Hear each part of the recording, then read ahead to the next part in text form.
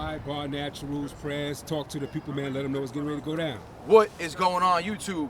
Back with the Prez, back with good money, bringing you more content. Again, some long overdue link ups. Hope you guys watched the previous video where we were breaking down the difference between pull-ups and chin-ups.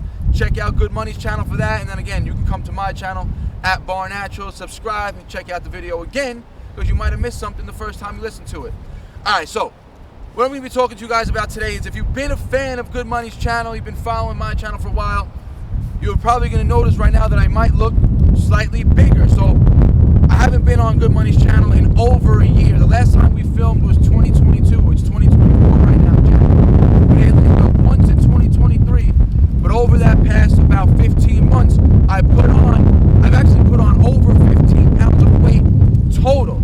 Back when I was filming in 2022, it was around 163, 165 pounds maybe.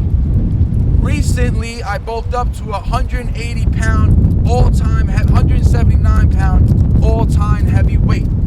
Only training calisthenics over these last couple of years. You know I always do a little bit of hybrid training, but it was 95% calisthenics.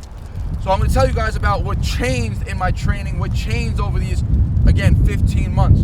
Back when I was training back in the day, all the videos with Good Money, I was very big into reps and sets, endurance calisthenic training, classic shit that you would find on YouTube, what got calisthenics on the map, you know, what really got me into it, hard work, reps and sets, bodyweight style of training, right?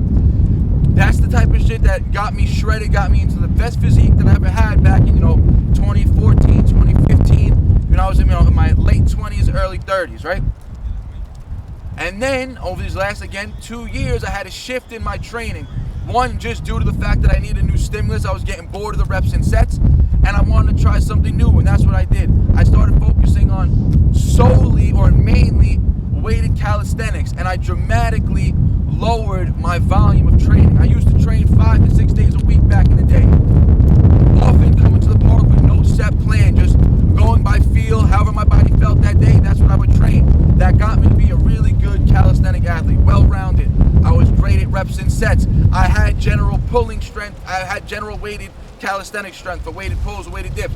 I had some skill aspect involved. I was lean, but I always had a limit of, I could never get past a certain weight point, right? And that was due to the fact that I was always out here burning. Reps and sets, guys. If you're training, remember, the more you're training, the less time for recovery, clearly, and the more you're training, the more you're going to have to fuel yourself.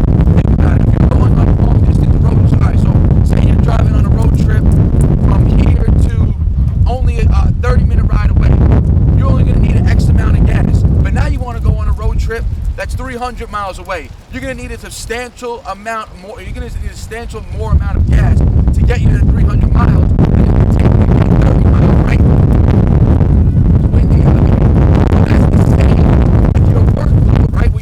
Reps and sets. If you're out here doing high volume training, hundreds and hundreds of reps and sets day in and day out, you're going to be burning so many calories, burning so much fuel, and it's going to be very hard to compensate for that, and it's going to be very hard to allow the muscle to recover. Remember, while you're training, you're breaking down muscle, you're causing the stress to the body. If you go back and train, even if it's different muscle groups the next day, your body's still going to have built up stress from the day before that's going to dampen its recovery. It's going to raise the metabolic rate. It's going to require you, it's going to force you to burn more and more calories. So what I did was I lowered the volume. Like I said, I went to training from 5 to 6 days a week down to 3 to 4 days max, no more than 4 days. And I would always rest in between. If it was, I either did a full body day, rested a full 24 to sometimes 48 hours, then did another full body day, and my full body workouts looked like this. 90% of the time it started with overhead pressing movement, handstand push-ups, overhead pressing.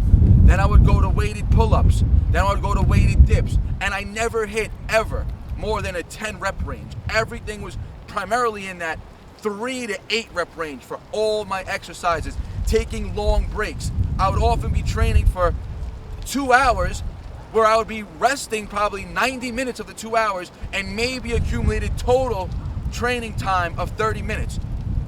4 or 5 exercises, full body, shoulder press, weighted pulls, weighted dips, squatting, and then maybe a calf exercise or some muscle up. So 4 to 5 exercises, full body, taking me close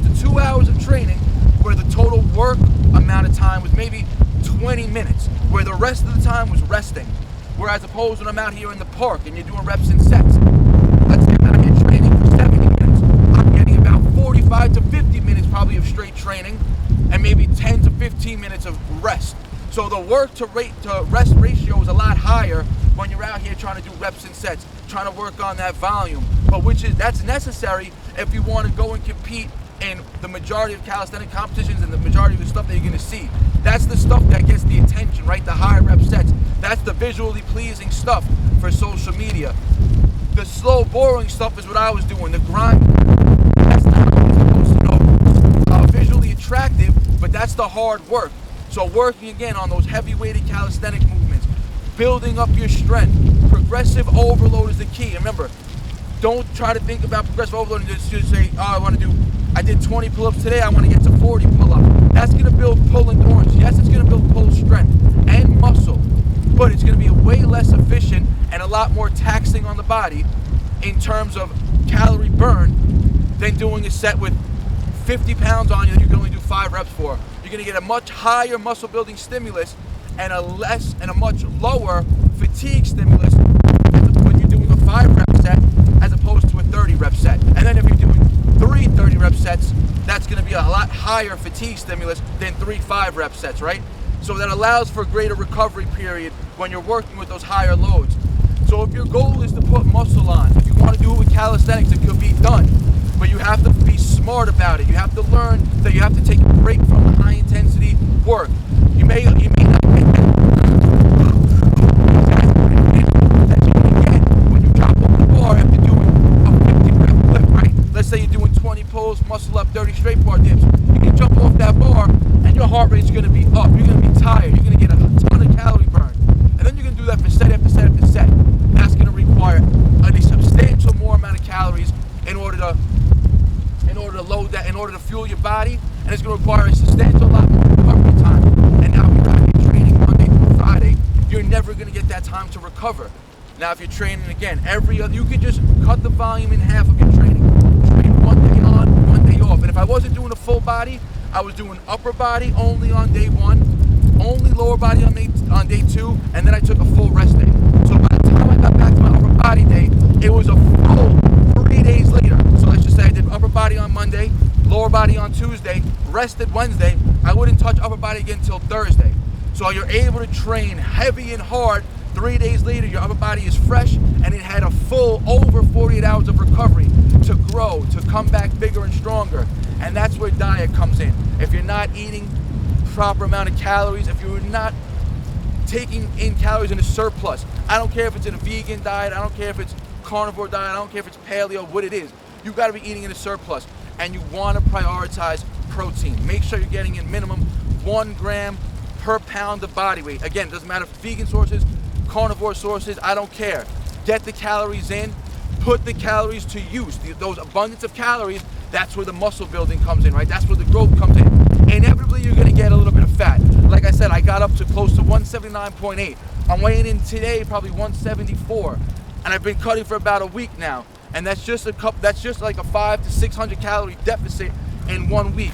Cutting out a little bit of starches, cutting out a little bit of grains, holding less water. I'm still not that lean, but by the time I get lean this summer, I will be at a higher body weight and at the same leanness that I was when you see me previously on Good Money's channel over 2 years ago. Like I said, I used to be 161, 162 around there lean. This summer I plan to be about 168 to 170 lean. Same thing, hoping to fall around that 10% body mark range. And like I said, guys, you have to switch your mentality up. If you really want to gain muscle with calisthenics, there are some genetic anomalies out there that you're going to see on YouTube. Guys that are genetically gifted, guys that could train every day, guys that could literally eat the bare minimum, not an ideal diet, and they're still going to make progress. Because again, there are outliers, there are genetic freaks out there are genetic anomalies. But for the majority of people like me, I don't have the best muscle building genetics. It's easy, if I didn't pay attention to my diet, it'd be very easy for me to overeat and gain body fat, especially if you fall off the training. And like I said, when you're training full body every other day in the work to rest ratio and you're resting more than you're working, it could be very easy to overeat at that point too, right? Because again, your overall calorie burn is less than when you're doing 5 days a week training training high reps in sets. So you got to be smart with the diet. You always got to be in that surplus. You got to be on point, and you don't want to gain too much body fat, because the more body fat you gain, that's just going to make it harder to cut down when it comes time to cut in the summertime. So if you guys are looking to build muscle with calisthenics, I really highly recommend lowering your overall volume down. Go heavy. Don't do anything with more than 10 reps a set. Pick a load that you're going to fall in that 3 to 6 rep range ideally, and your accessory movements fall in that 8 to 10 rep range.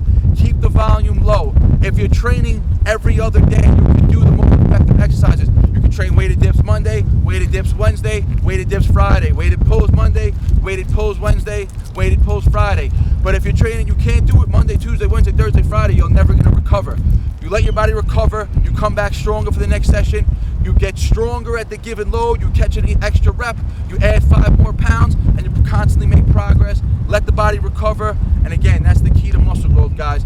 I've been training for 15 years. It took me 15 years to put on these 10 pounds, and I did it in 1 year because I finally changed my training principles up, right? So guys, I hope this gave you a little insight of the best way to go around building muscle with calisthenics. Remember, diet's important. I don't care what type of diet you eat, just make sure you're eating a surplus. Make sure you hit your protein goals. And you have a question or comment about anything about my routine or foods that I was eating, leave it in the comments section. You have another video you want us to bring on the channel, let us know. We'll be linking up a lot more. And like always, guys, we appreciate the support. Like the video, helps the algorithm out. Subscribe to Good Money if you ain't subscribed yet. Come to my page, subscribe to my page, BarNaturals. Link will be in the description. And like always, guys, peace out.